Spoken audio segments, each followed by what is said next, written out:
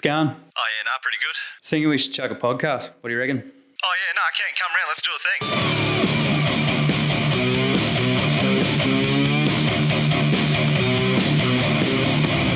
That's it, mate. I've had enough. Enough of what? Everything. I'm getting rid of it all. that was me.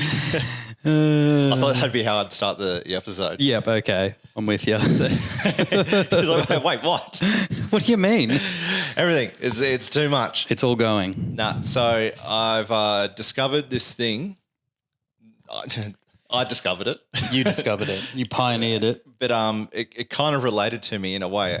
It's a show on Netflix. It's called The Minimalists. Mm-hmm. And I've heard about this before because Kurt actually used to talk about it a bit, being a minimalist. Yeah. And there's also this there's ways of looking at it. And first of all, this episode is about minimal. What is it? Minimalism. Minimalism. Mm-hmm. All right. Now, I have heaps of shit. Yeah. I do. And Tanil also has heaps of shit. Yeah. I think everybody's got heaps of shit. Yeah. So I want to do a declutter, but the thing that scares me about decluttering is there's this episode on Family Guy. I don't know if you've seen it, but it's when Lois loses her mind and declutters everything in her house until she has no more house. Oh, really? No, I haven't seen that one. Like she just gets rid of it and is like, I need to get rid of it. And she just had this obsession of getting rid of stuff because she had space all of a sudden. Right. Until the end where she was by herself in a house with nothing. Okay. No, I haven't seen that one. So that's getting deep straight away in the whole theory behind it. Yeah. But I guess what it was in this show that I watched is about having things in your life that still serve a purpose. Mm-hmm. And if it doesn't, then get rid of it. Like what's the purpose of it being there? It's just sitting there. Yeah. It's like that, what is it, the cleaning up with Marie Kondo? Yeah. That's the one that she goes, pick up the item, hold it and ask yourself, does this bring joy? And if it doesn't, get rid of it. Yeah. Yeah. Well, they speak about that actually in that show about if it doesn't bring me joy, then there's no need for it. Yeah. Now, there's just two things of the scale for me personally. One thing about this show is that it's just like people just go nuts with fast fashion nowadays, which is true. Yes. We all buy heaps and especially owning a clothing label, surely I would be someone that would say like disagree with all this. Like everyone needs more clothes. Yeah. But funny enough, and a few people know this about me, is that I will sometimes tell people to stop buying stuff. like, look, you got enough. That's all right. Yeah, yeah. You got plenty. Yeah. And I think it's because I still kind of see shred life as a hobby. That's why. Yeah. But I don't want to make this episode about shred life. It's about having things that have purpose. Probably adding on to that is that I like to have I like shred life having a purpose, and that's why people get behind it. Yeah. So that is the thing. It's not pointless, and you can wear shred life more than once. I like to think. Hopefully. Yeah. Yeah. So, but I understood with this is something that I brought up to you on the car earlier. That and I brought this up to Neil, and she didn't have the answer for me, and I said, she's like, it's like women always go out. Whenever they have an event or a night out with the girls or for anything, a dinner to go to, they buy a new dress for it. Yeah, a new outfit. Yeah, completely. And I'm like, why do you have to buy a new thing every single time? And she's like, I don't know. Because that's what you do. Yeah, that was actually her answer. She's like, that's just what you do. Yeah, but that's not an answer. But why? Yeah, why is that what you do? So the thing is, you buy girls out there. Don't.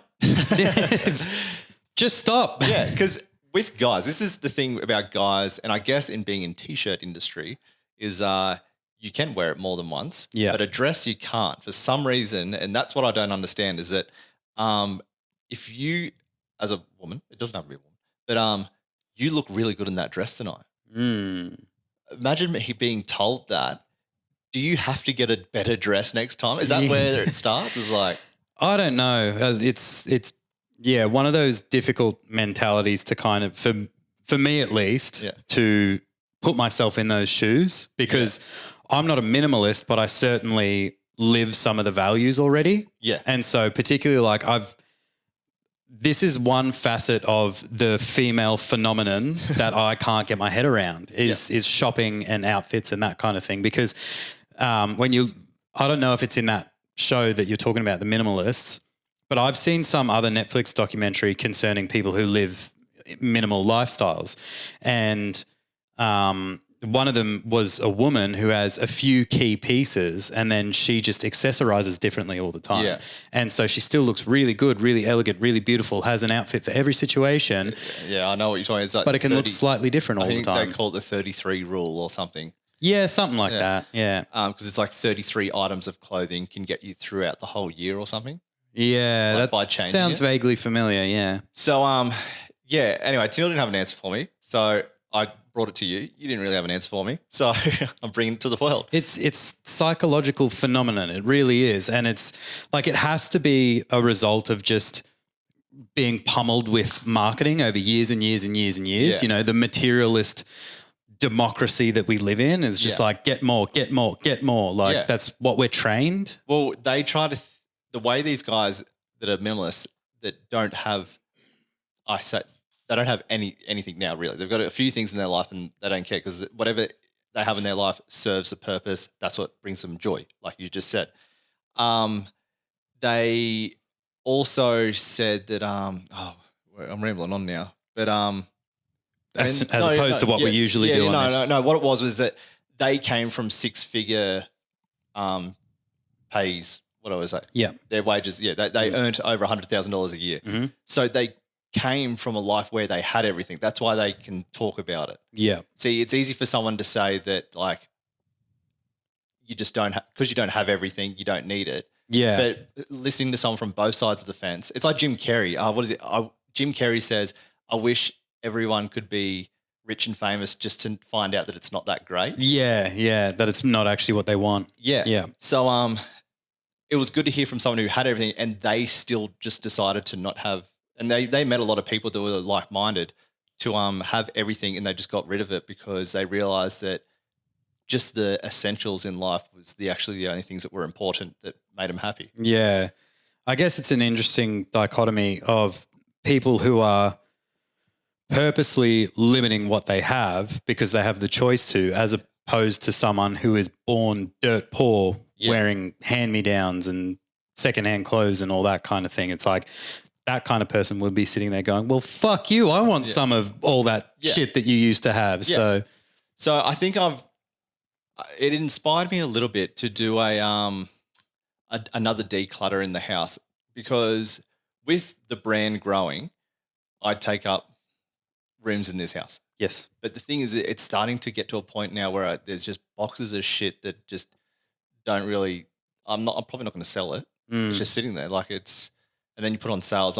I start to get worried about if a kid comes along, where's the kid going to live? Yeah, right. There's a lot of shit in this house now. In a Shred Life box. Exactly. No, but there's even things from the band days, like where I've got like bags of just cable gear. Oh, yeah, okay. I'm not going to use all these jug leads anymore, am I? Actually, I was having this conversation with my friend Greg the other day because he's just moved into a new place and he was talking about like how our parents' generation tended to be these people who accumulated, you know? And I'll get back to that in a sec, but what we were talking about is like, you know how everybody has that storage box or that bag full of the extra cables that come with electronic equipment that you buy? Yeah. So it's like you buy a camera and it's got the AV cable to connect it to your TV, which you never ever use, but you're just like, oh, I might need that one day. Yeah. And like you've just got all these fucking cables all in the one spot and you never get rid of them. And I was like, oh man, how good would it be? It's just like you've got a clean slate, a fresh start. You don't have clutter. And I brought up, it's like you wouldn't even have that bag of those cables. And he goes, actually, I do. It's like he's got nothing in his house, but he's got that bag of fucking cables. Yeah. So I think looking up in that cupboard right now, I can see like a package of envelopes. I don't know when I'm going to be sending out letters again. Why is it there? So I'm starting to sound like a hoarder. But it is hoarding, but I want to get rid of it. I don't want it. Yeah. I mean, hoarding is obviously other end of the scale, the very unhealthy polar end of that scale. And I guess everybody can feel like that sometimes, especially after watching something like The Minimalist, where it's like, wow, they've just reduced everything and simplified everything. And then you suddenly look around at your surroundings and be like, holy shit. Well, this is the thing. You see, they felt that when they got rid of a lot of things, they were able to, they were happier again because they got rid of the stuff that they just was holding them down, I guess. But the thing was that they were able to become more creative again. Now, I struggle with this being a creative person, that if there's too many things going on, it intercepts everything where I try to be creative. Right. That's why I've probably said it earlier in the podcast, but when I go running, see, to me, creativity comes from boredom. So when I go for a run sometimes, I don't always listen to music and stuff. I just run and all my ideas for anything usually come then. Yeah. Or when I drive or something because I'm not getting interrupted by anything. Yeah. So that's what interested me by doing a good declutter to hopefully, because I this year has been a bit of a, I've started to get the ball rolling now with my creativity, but over Christmas I was just like, I don't know what I'm doing. There's so much, there's just shit going on everywhere. Like, I don't know what I'm doing. How am I meant to be creative right now? Yeah. Well, the other part of that is that there's a lot of people who maintain that if you look at somebody's workspace or their bedroom, you're looking inside their mind. Yeah. And it's a very common theme among, like there's that book, the So Many Habits of Successful People, et cetera, et cetera. And out of that, it's the people who make their bed, the people who tidy up after themselves, the clean as they go. Like, when you're making dinner, you're creating mess, but if you're cleaning it as you go, you don't leave so much behind at the end.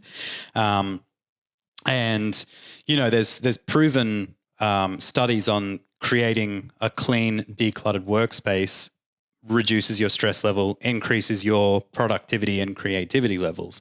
So that's just like a really interesting thing. And it's so true. Like, there's people that I've worked with in office jobs in the past where their desk is just a mess of crap. Like, they've just got little Kinder Surprise toys and they've got photos here and they've got bits of clippings there and then they've got fucking shit everywhere. You know what I mean? And then when you speak to them, they're just manic and out of control and it's just like,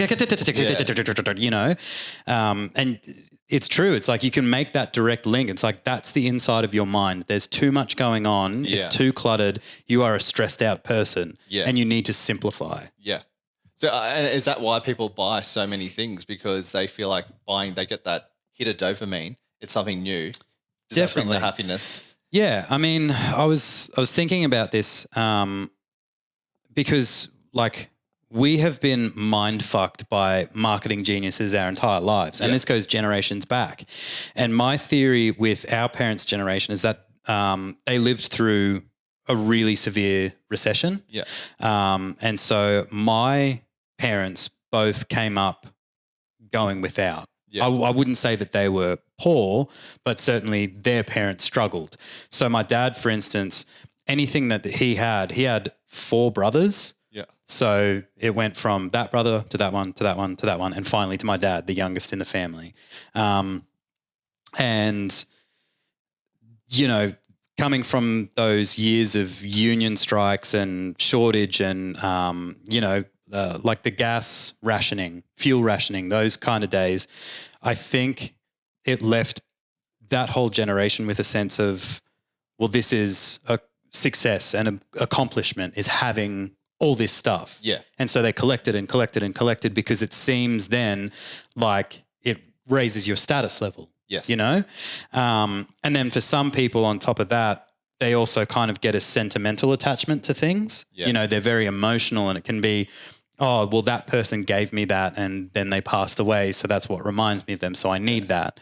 And it can get to crazier and crazier levels of that and this is how hoarding comes into it. Yeah. Is because someone might lose a loved one, like a husband or a parent or something like that. And anything that reminds me of that person, they go, well, I need to get that and I need to keep it and hold on to it. Yeah. Because all of that hoarding seems to be very psychosomatic kind of issues. Yeah. And so I think our generation have come from that and seeing how our parents' mentality was like, well, this is what success means. Yeah. It means the house, the finances, the material objects, rah, rah, rah. And like, this is a generalization, obviously. Not everyone's like that and it's different degrees, but I believe that was a very big underlying theme of that whole age group. Yeah. And so, well, that's how they come up with the Australian dream or the American dream. Yeah, exactly. Yeah. And if you watch TV shows like Mad Men, you see what the marketing machine was behind all of that and their mentality, because they just want market share and dollars and selling products and overturn. But back to the other point of, that was our parents' sort of experience and they developed out of that environment. And then it's automatic for a kid when they hit puberty to rebel against that. And so you do the opposite of everything that your parent tells you. Yeah. This is when we go into our warrior archetype, which is what I was talking about before. Everything's a battle. Yeah. And you're becoming independent and becoming your own spirit, your own person, but everything is a battle and you're always going to oppose what your parents say. And then as we develop from that archetype forward, hopefully most of us, some of us get stuck there. Yeah. That's when we start to come across things like this and go, well, I see how that affects my parents now and the space that they live in. Yeah. And that's not what I want. So I'm not rebelling completely, but I'm seeing what they've got and what I've been doing. And now I'm finding a middle ground. Yeah. And so for a lot of us, that is that declutter, not having as much importance on the material. Yeah. But then again, there's other people who sort of aren't this introspective and doing personal development and that kind of thing. And they just see the TV ads of like, buy the McDonald's, buy the car, wear this dress, buy those shoes, do that thing. And they just go, well, I've got to do all of that. Yeah. I don't know. I think now I can start to see a little bit more through it every time, I'll go back to my branding again, is that I don't do any advertising. All I do is just I be myself. And that's how I guess I sell things. It's like, yeah. I hate advertising. I hate the idea of it. But I understand there's got to be a middle ground somewhere because I have to get my product out there. But at the same time, it's just like,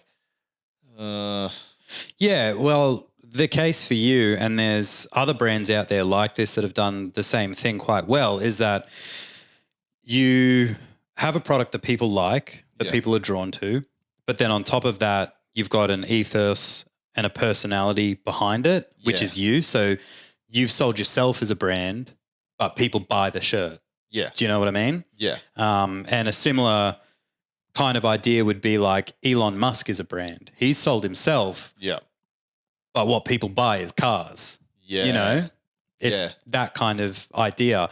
And again, like I've spoken about with the social media of like people trying to find a connection, you're a connection point now. And that's why they buy the product, because they go, he said a bunch of stuff that I find funny or that I agree with, or, you've had a few statements in the past of like, I've noticed this behavior that I don't like. And people will be like, yeah, I don't like that either. And so they associate with you in that form. And then they just go, well, I want to support that because he seems like a good dude, you know? So I think that's why I'll just continue down that trend. Yeah. I don't like, actually I said that when I wrapped up last year, I actually in my last final post was, I'm happy with where Shred Life is. I don't want to be this massive, huge brand. I'm happy with just plodding along. Yeah. Because that's just what I want it to do. Yeah. I don't want it to become this huge empire because all these companies that I see that are huge now, I don't believe in. Yeah. Yeah. I don't know. When you buy something from Adidas, like is the guy who or girl who owns Adidas, are they coming to thank you? Yeah. Yeah. And you can sort of see the false motivation behind stuff that they do now, because it's like once it becomes a company to that level, like, Nike being started by Phil Knight, it's like, I don't know if he's alive anymore or if he still owns it or what his deal is. Do you know what I mean? It's like back at the start, Phil Knight was the guy who sold you your pair of shoes. Yeah. It was just him and like maybe a handful of other people. Yeah. Because he started by importing those Onitsuka Tiger, the Japanese shoe, importing them into America and selling them out of the boot of his car around Oregon and going to colleges and shit. And that's how he started before he started Nike. But So back then, people might have bought a shoe off him because he was a good runner and a cool guy and they knew who he was. But now it's like they've got a board of directors and a chairman and they've got a marketing and publicity department. And so then when they put up something like, for example, sports teams, big companies, when this, Black Lives Matter stuff comes up or legalizing gay marriage comes up, and then they put up like a profile picture on their Facebook page of like, the Nike swoosh with a rainbow behind it. And you go, ha, ha, ha, ha. It's like there's motivation to sell behind that. Like maybe they do believe in gay marriage, but they also could have not made a statement. Do you know what I mean? Yeah. But there's always a reason behind everything. Like they may alienate a lot of their customer base by doing that, but by aligning themselves with that, they're opening up a new market. Yeah. So you can kind of start to see potentially false motivations behind moves like that. Yeah. And again, that comes from a team of marketing people and then somebody who signs off on the idea. Whereas with this, it's you go, I like that design. I want to put it on a shirt. If you like that design on a shirt, you can buy it off me. Yeah. That's pretty much. Yeah. That is what you just said was my whole marketing campaign. Yeah. So it's like when you've got that and people, again, it's something that brings people together, makes them feel inclusive, makes them feel connected as opposed to divided. Yeah. And then people will support that. I think the other thing is I try to be friends with absolutely every single person that has supported Treadline. Yeah. It's like, that's why I don't want to get too big. It's like, look, I've got so many friends because of this. I just want to leave it at that. Yeah. But back to the minimalism thing, like I said, I've already got some values that align with that idea of thinking. I don't want to go full minimalist because there's certain creature comforts that I like, that I enjoy, that improve my life, I believe. Yeah. But like I told you, for instance, when I ordered 2 Shred Life shirts off you, I gave 5 of my shirts to Lifeline. Yeah. Because that's how I want to live. I don't need to accumulate because it stresses me out. Yeah. I don't need that many things. I don't wear that many things. It's like even for my training at the gym or MMA, I wear the same stuff for both. Yeah. And it's black Nike shorts, a rash vest if I'm grappling, a cut-off singlet if I'm going to the gym, whatever it might be.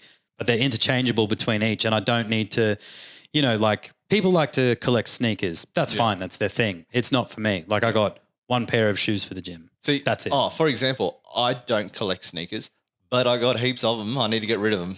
There you go. So does Kurt. Kurt's terrible for it. He gave me Cara cracks the shits at him because he buys them and doesn't tell her about them. And then because he gave me, we went over to the house the other night and I didn't even think about it, but he gave me a pair of shoes because they didn't fit him. He's like, oh, do you want a pair of Air Maxes? I'm like, oh, yeah, okay. But I just realized I've taken his junk off him, which is now my junk. But also, he also got found out by Cara that he bought a pair of shoes that he didn't want. So there, and then it's like, so where are they, Kurt? Yeah. I don't know. So Kurt has spent money on a pair of shoes that he doesn't want. I, for some reason, said yes. You inherited the problem. Yeah, I didn't want it. Kara's got the shits because she found out that Kurt's wasted money. And at the same time, Tennille's just being like, where's my pair of shoes? Does this mean I get to buy a pair now? Yeah. Yeah. It's one of those things. Rani and I have had a lot of conversations regarding this as well because we've decided that a big thing for her is that she has, I swear, like 18 pairs of the same goddamn shoe. Do you know what I mean? It's like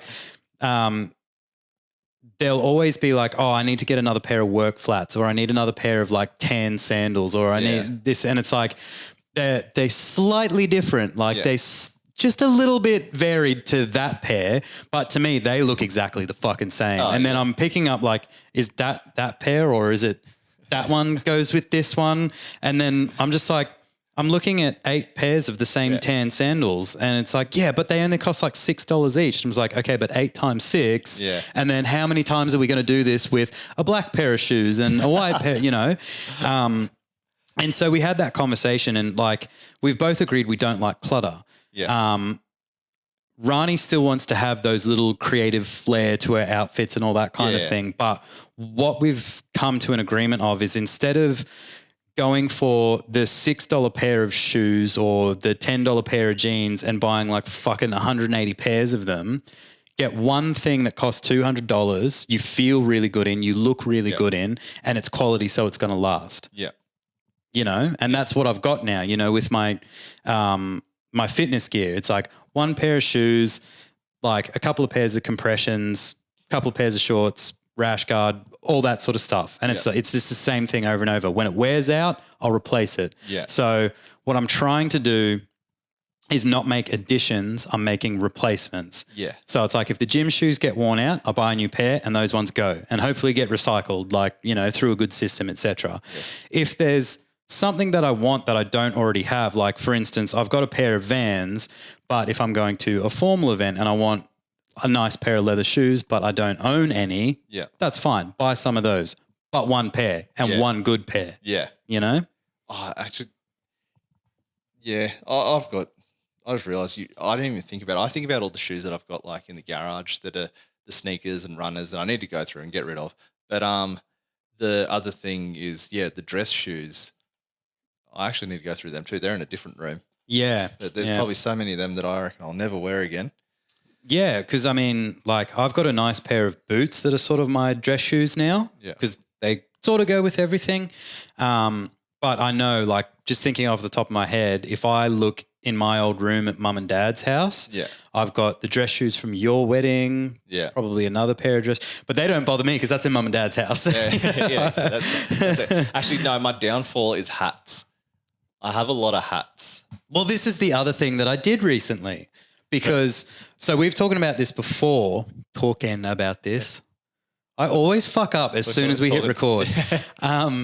So we've talked about it before where you buy a hat. Yeah. It's your favorite hat. You wear it. And then all of a sudden you wear it to work. Yeah. Or the gym. Yeah. Yeah. Yeah. And then it can no longer be your walking around hat because that's your gym or your work hat. Yeah. So now you got to buy a new hat. Exactly. And then all of a sudden you've just got fucking tons of these things. Yeah. Heaps of gym hats. Yeah. They're just everywhere. And so what I did recently was I bought, I had Shred Life hats from you. And that was my walking around hat until I wore it to work and it got covered in shit. So that's my work hat now. And I got 2 work hats to interchange so they last. Yeah. But then like my team is the Blackhawks. I love ice hockey and like if there's any team that I follow, it's them more than anyone. So I bought a tan hat, a brown hat, a black hat, this green one, and another grey one. And they're all Blackhawks hats. So I got 5, which is probably still too many, but in colours that go with every outfit, you know what I mean? And like are interchangeable. So it's like I'm sorted now because I've got work hats that can get fucked up as work hats and these are my walking around hats that'll last me ages and I don't need to get any more now. No. And you might think, well, that's still 7 hats. That's a lot. I agree. But when you look at what I used to have, which is just piles of them everywhere and they start to just smell. Yeah. You know, they get that stale smell on them and you're just like, ugh. Towels is another thing that Tanil and I have inherited for some reason. We've got heaps of towels. Like for 2 people, I reckon we've got about 30 towels. That's too many towels. I know it is. But I guess that goes with bedding, I don't know, bedding stuff. Yeah. I guess. Yeah. It comes... I feel like this is another one of those girl things because you're not out there, you know, walking through a department store and be like, that's a nice towel. Yeah. We'd like those towels. I'm going to get them. They're on sale. I'm going to get it. You know, that's very much more a girl thing in my experience because Ronnie buys a lot of towels. I'm trying to think what else I've got too much shit We got a lot of beach towels. I can't wait to go through the garage. I got heaps of tubs. Oh, yeah. I'm going to get rid of the tubs. I don't mean to pin everything on Rani too because I definitely have some stupid purchases. Like there's definitely shit in my life. It's just that I've got stuff spread across like camp, a storage unit, my parents' old house. Like I've just got stuff everywhere. Yeah. So it's like when it actually all gets collated into one spot, I can look at everything and go, all right, all of that can go. Yeah. I bought a paper shredder because I was hoping that would do some, because I've got a lot of documents that I'd need to get shredded up. I don't need to. I could probably just chuck them out, but I just feel safe because if they're shredded because there's addresses on them.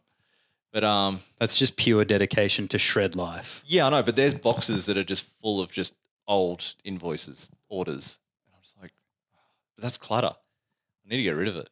I can't wait. I'm really looking forward to this. I think that is my day tomorrow, by the way. Yeah. I'm really. Are you actually going to shred all those invoices though? Well, I reckon you'll do like 10 to 12 and you'll be like, fuck this. No, I'm thinking about asking someone who has a fireplace. Oh, right. So, you burn all this. Well, just ask somebody that like works in an office that has a good recycling system. Just be like, Yeah, true. Could do that. So yeah, big declutter happening. Not that I'm going to become a full minimalist, but I feel like because Tanil and I, we've been looking at moving and possibly like, because I'll need more room. The way things are going with the business, like I needed a bigger shed. And if a kid came along, it's like, where does the kid live? Yeah. And then kids always have shit. Yeah, they do. That's the thing. Kids, well, I'm going to tell you what, I'll be teaching my kid how to clutter, like how to declutter. Do you want this toy or do you want this toy? Because one of them's gone. Well, everybody I know who has had a kid, they go, all right, well, when it's your time to have a kid, you don't need to buy this, because your family and friends will buy all that for you, like especially clothing. Yeah. And so I can just imagine, like, if you get to full minimalist mode and then you have a kid and people are like, oh, we brought something for the baby. It's like, thank you. And just fling it away. Oh, one of his friends will love this. Yeah. Or hers. Just like literally the person hands it to you and you just throw it away. Like, but not having any of that. So, big declutter coming up. Can't wait for it. And I think, we'll just start our year like that. Yeah. I think that's healthy. Everybody needs that. Like, particularly people who've lived in the same house for a really long time, because moving forces you to declutter. Yeah. You know, you realize, oh, this is broken. I never use that. I really can't be bothered dragging that from here to the new house and finding a home for it. So you tend to get rid of a lot of stuff then. So people who have spent, if you've grown up in the same house your whole life and you don't move till you're 19, that's 19 years worth of stuff that's there somewhere. I feel like you got to admit, like, in this house, for two people, we've got a lot of shit, I think. For two people, I think. Yeah, don't guess this room, but perception is reality. Like, I've definitely seen worse, but also I haven't taken a good look at those end rooms down the hallways. So go in there. If you can open the door through the shit, good luck. You can have a look, and you can take what's in there. But no, Tanil, she's like, empty the shed. There's so much shit in that shed that you don't need, and I'm like, yeah, you're right. There is. Yeah. Like, for example, like 2-stroke oil. There's probably about 3 half 2-stroke oil bottles in there. Yeah. Yes. So, Yeah. This is part of my year. I want to learn how to declutter and find a purpose for everything again. Yeah. Well, I've even said to Rani, and I'm dead serious about this, was when we buy a house, the next house we're going to live in, you can take the credit card, get whatever the fuck you want. Yeah. As long as it's quality and there's not multiples of it. Yeah. And everything else can just get thrown away. Yeah. Like, well, not thrown away, donated, gifted, whatever. Because I would love to start in a new house on a completely clean slate. Yeah. Aside from a handful of things that are, of sentimental value and or just stuff that you genuinely use day to day. But like, as for the rest of it, just like, I don't want mismatched cutlery and coffee cups and all that sort of stuff. It's just like, there's 2 of us living here. So what do we need for the 2 of us? And then a little bit of surplus for when we have friends around, you know? Yeah, for sure. All right. Well, and I want to bring it up one more time. Girls, that dress that you looked good in, you're going to look good in it again next week. Mm-hmm. Don't try some different earrings. Yeah. I don't know. Change your hairstyle. Do your makeup a little different. Yeah. Like, the world is your oyster.